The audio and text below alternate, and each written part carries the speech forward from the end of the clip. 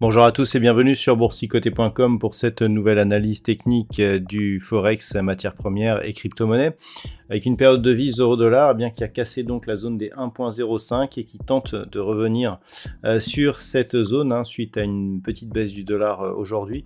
On peut constater donc après avoir été support, cette zone ici agit désormais comme résistance, là dans le sens d'une pluie ici du mouvement baissier, sachant que actuellement l'objectif donc de baisse se situe sur cette zone des 1.0360.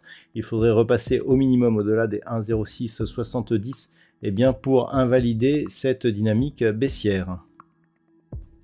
Sur la paire de devises livre sterling contre dollar américain, nous avons là aussi un rebond technique qui pour l'instant ne change rien à la tendance en cours. Ce que l'on peut remarquer par contre, c'est une divergence haussière que l'on observe ici sur le RSI ainsi que sur les histogrammes du MACD. Donc on peut dire ici qu'en dépassant la zone des 1,2270, on pourrait marquer un point de retournement puisqu'il y aurait ici retour sur un précédent plus haut significatif et cassure de la moyenne mobile 20 exponentielle.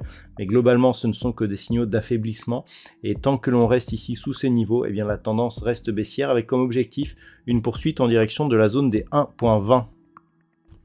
Sur l'or, par contre, on peut constater que même avec une petite baisse du dollar, on continue à baisser sur l'or. Il s'agit d'une vraie dynamique ici. Et donc, par rapport à cela, l'objectif des 1807 $ l'once est vraiment à portée, puisque l'on est sur des points bas ici proches des 1817 $ l'once.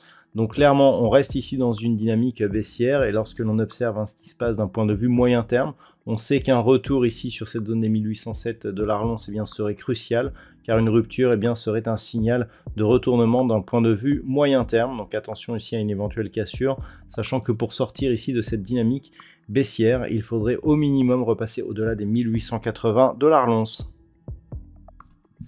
Sur le pétrole, nous sommes ici sur une dynamique qui reste haussière. Suite à la rupture ici des 88, l'objectif était un retour sur la zone des 84 $ le baril.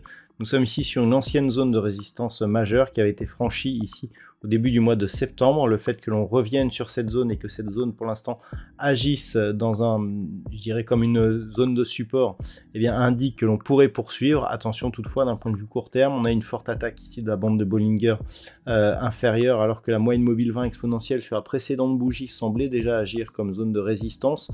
Donc un enfoncement de cette zone des 84 $ le baril serait un double signal d'une possible inversion de tendance, sachant que celle-ci ne serait confirmée qu'en cas de rupture ici de cette zone de support intermédiaire proche des 77,50 $ le baril. Et puis enfin sur le Bitcoin, nous sommes toujours ici dans une dynamique qui se neutralise autour des 27 000 $ le Bitcoin. Nous avons eu avant-hier une tentative de retour ici sur la zone des 29 000, mais qui s'est révélée infructueuse. Donc pour l'instant, ça reste neutre avec une petite prédominance baissière toutefois, tant que l'on restera donc sous cette zone des 29 000 $ pour un Bitcoin. Donc pour l'instant, c'est le statu quo. Le fait que l'on ait eu ici cette tentative qui s'inscrit dans un mouvement qui permet un point haut significatif supérieur à celui que nous avions eu ici, nous indique que nous sommes plutôt ici sur une phase de retournement, mais ceci ne serait confirmé qu'en cas de rupture haussière ici de la zone des 29 000 $ pour un Bitcoin. Voilà donc ce que l'on peut dire sur l'analyse technique de ces principaux actifs de marché. Je vous souhaite de passer une très bonne soirée. On se retrouve dès demain pour d'autres analyses techniques, toujours sur le site boursicoté.com.